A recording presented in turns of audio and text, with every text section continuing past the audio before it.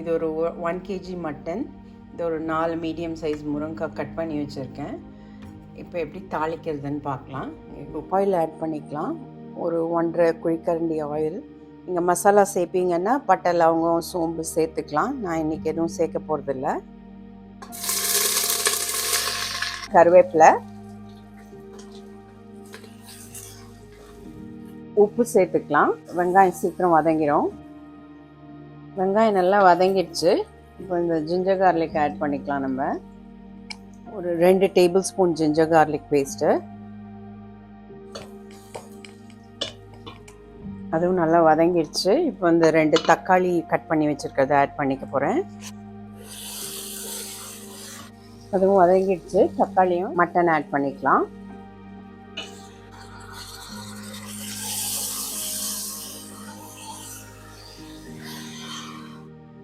இப்போ குழம்பு மிளகாத்தூள் ஆட் பண்ணிக்கலாம். 5 டேபிள் ஸ்பூன் குழம்பு மிளகாத்தூள் ஆட் பண்ண போகிறேன்.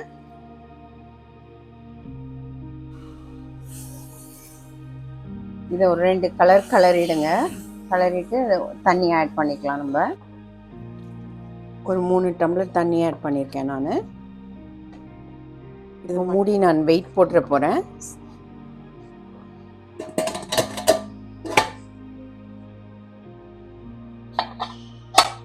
அது சத்தம் வந்துட்டு நம்ம குறைச்சிடலாம். குறைச்சி ஒரு 20 மினிட்ஸில் சுவிட்ச் ஆஃப் பண்ணிடலாம். 20 மினிட்ஸ் ஆயிடுச்சு. சுவிட்ச் ஆஃப் பண்ணிட போகிறேன். ப்ரெஷரும் போயிடுச்சு. திறந்துட்டு நம்ம இப்போ இந்த முருங்கைக்காய் ஆட் பண்ணிக்கலாம். முருங்கைக்காவை ஆட் பண்ணிட போகிறேன்.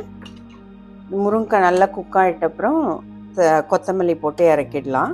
7 மினிட்ஸ் ஆயிடுச்சு. திறந்து பார்க்கலாம் முருங்கைக்காய் வெந்துருச்சான்னு. நல்லா வெந்துட்டுருக்கு முருங்கைக்காய். கொத்தமல்லி ஆட் பண்ணிக்கலாம்.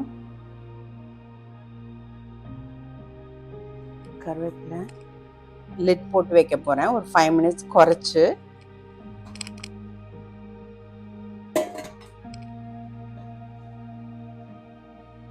மட்டன், முருங்கைக்காய் எல்லாம் நல்லா வெந்திருக்கு.